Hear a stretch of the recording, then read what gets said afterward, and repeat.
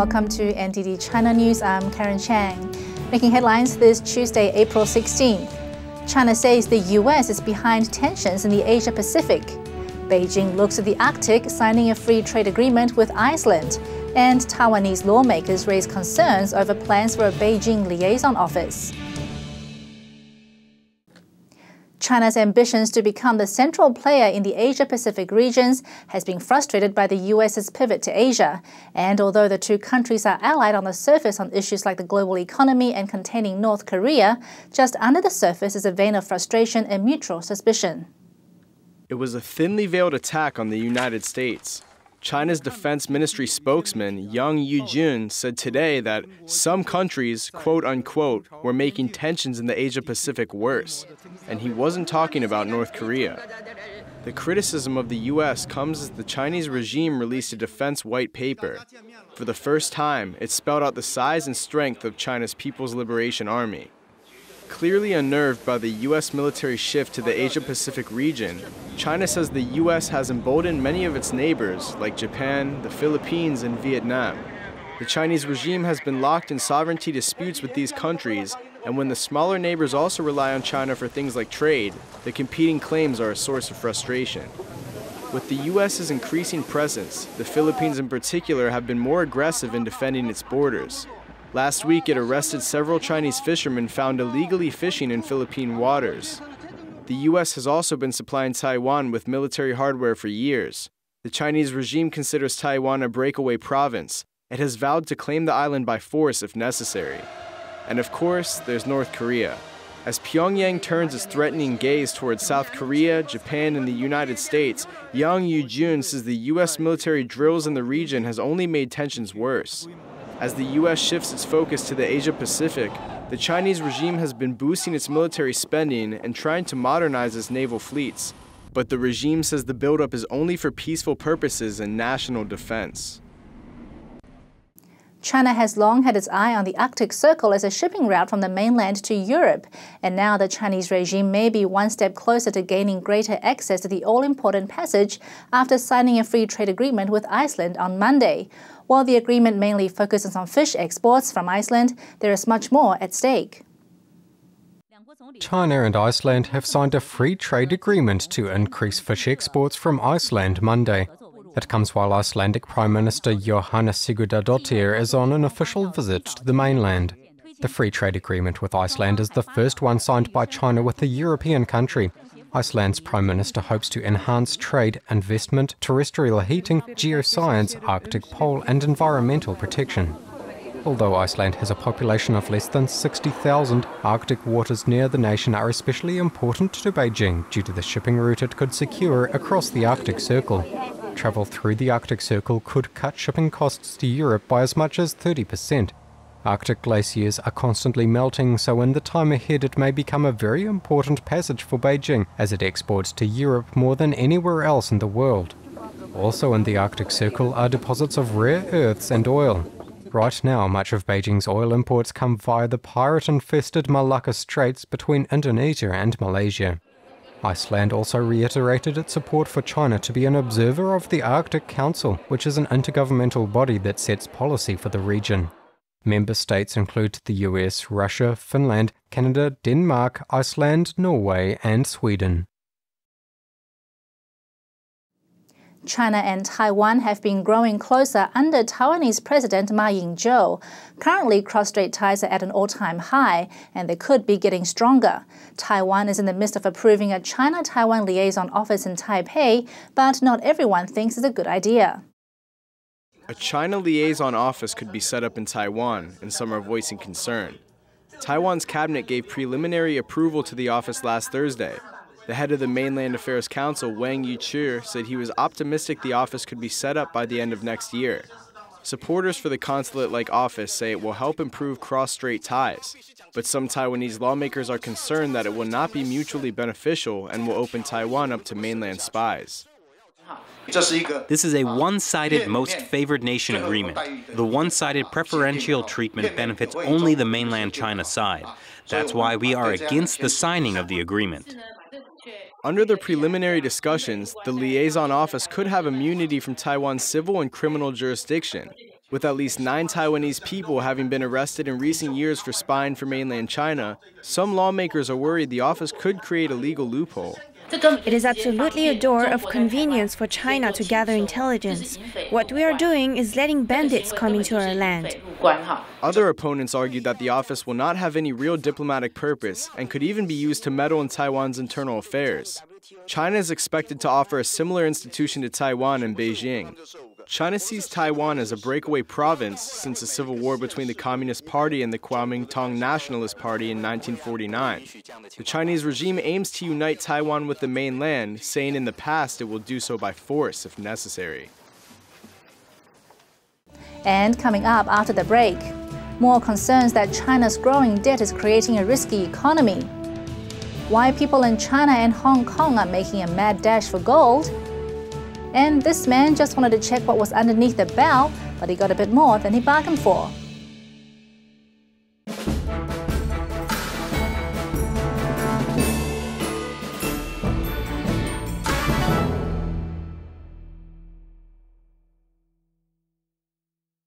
And welcome back.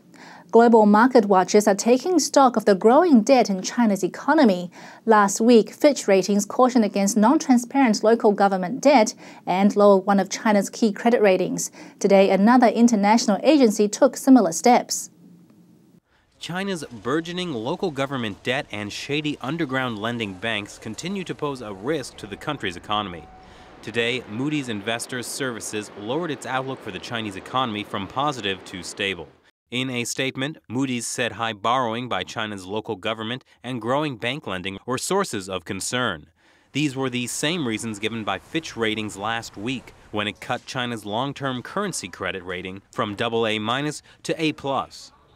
According to the head of China's National Audit Office, China's local and central governments owed up to 18 trillion yuan, or around $3 trillion at the end of 2012. Moodys said Chinese authorities have not done enough to reduce the risks associated with local government contingent liabilities by improving transparency. Other reasons for lowering China's economic outlook include a, quote, significantly greater than expected slowdown in economic growth. China's official GDP for the first quarter of this year missed market expectations and also fell from the previous quarter. Moody's kept its rating for China's government bonds at AA3. That rating isn't expected to go up over the next 12 to 18 months. The agency said while structural reforms are expected to improve credit, the scope and pace isn't enough to justify a ratings upgrade. Moody's also said China's credit ratings would face pressure from a deterioration in government finances, coupled with a rise in social unrest. The agency warned against the risk of shadow banking, saying authorities need to ensure it doesn't destabilize the financial system. Gold prices have plummeted following disappointing growth numbers from China. Monday saw a $125 per ounce drop, bringing gold to its lowest point since 2011.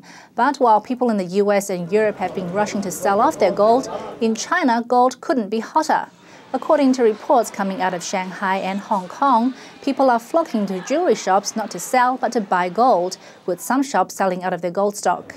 Apparently, the lower prices are making some think it's the perfect opportunity to buy that gold ring they'd always wanted. That's good news for businesses in Hong Kong that were bracing for a big hit. Some investment banks had predicted gold prices could fall as low as $1,200 per ounce, the lowest since 2010. But the influx of customers from the mainland has seen businesses booming. Gold rose slightly today, gaining 2% to $1,379 per ounce. Another major Chinese solar company is facing financial troubles.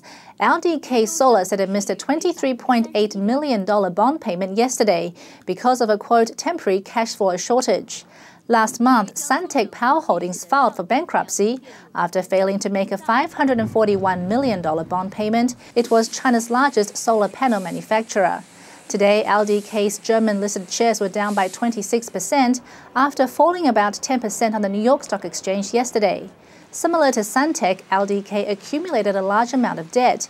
Last December, it said it will have $2.5 billion due in the next 12 to 18 months. LDK's money troubles underlie a tough environment for China's solar industry. Despite falling prices for solar panels, Chinese companies maintained high production.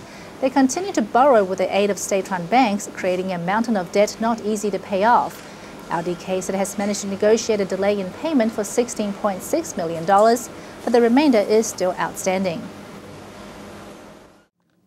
Air pollution has become a big concern for Hong Kong.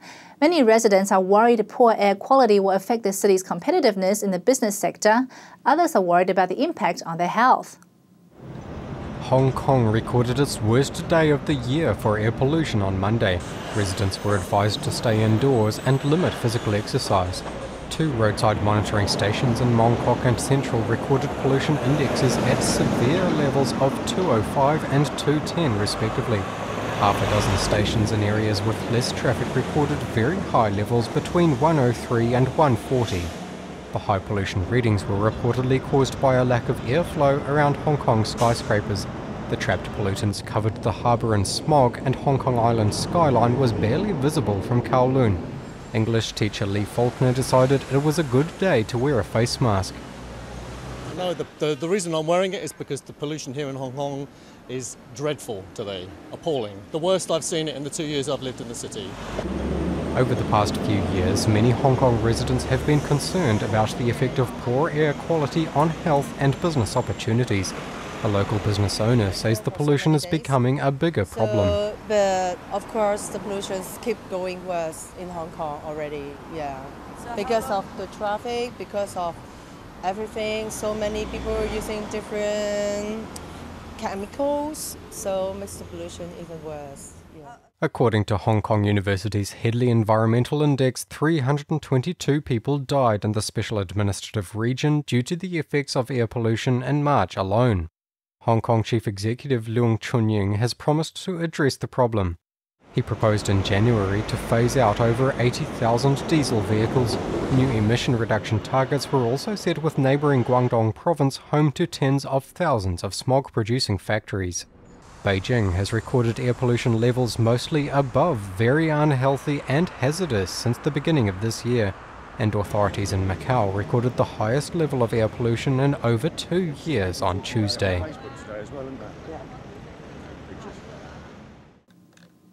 Animals are mysteriously dying left and right in China, and no one knows why. This time it's 289 pigs and 89 dogs in Luoyang City in western Henan province. They reportedly all died suddenly on Monday for no known reason. According to this local media report, tests have ruled out that the animals died because of bird flu. The H7N9 strain has killed 16 people out of 77 reported human cases. But whatever killed the pigs and dogs in Dongtun village remains a mystery. One local also said that dogs that weren't killed are dying. They suspect a gas leak from a nearby chemical plant killed them. Locals have been complaining that a bad smell in the air had gotten especially bad.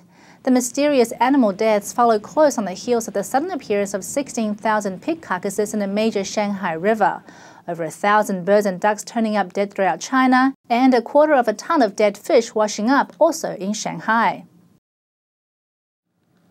And before we go today, we go to China's eastern Shandong province, where a young tourist gets himself into a pickle on Monday. But instead of a pickle, this man got himself into a barrel at a museum. The guy was looking under the barrel when the rope snapped, trapping him inside. Fortunately, the man had breathing holes. He wasn't in there for long. Rescuers got him out after 5 minutes and he was fine.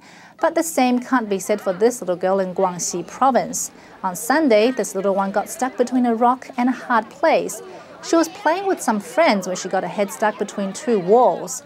Rescuers tried to lubricate her head but ended up cutting out part of the wall when the lubricant didn't work. 3 hours and a lot of tears later, the little girl was freed, crying into her mother's arms. And that's all for this broadcast of NTD China News. For more of our China content, visit our website at ntd.tv or subscribe to our YouTube channel NTDonChina. Stay tuned for China Focus. Shirley Zhang speaks with NTD senior analyst about China's worrying shadow banking system. Thanks for watching. I'll see you tomorrow.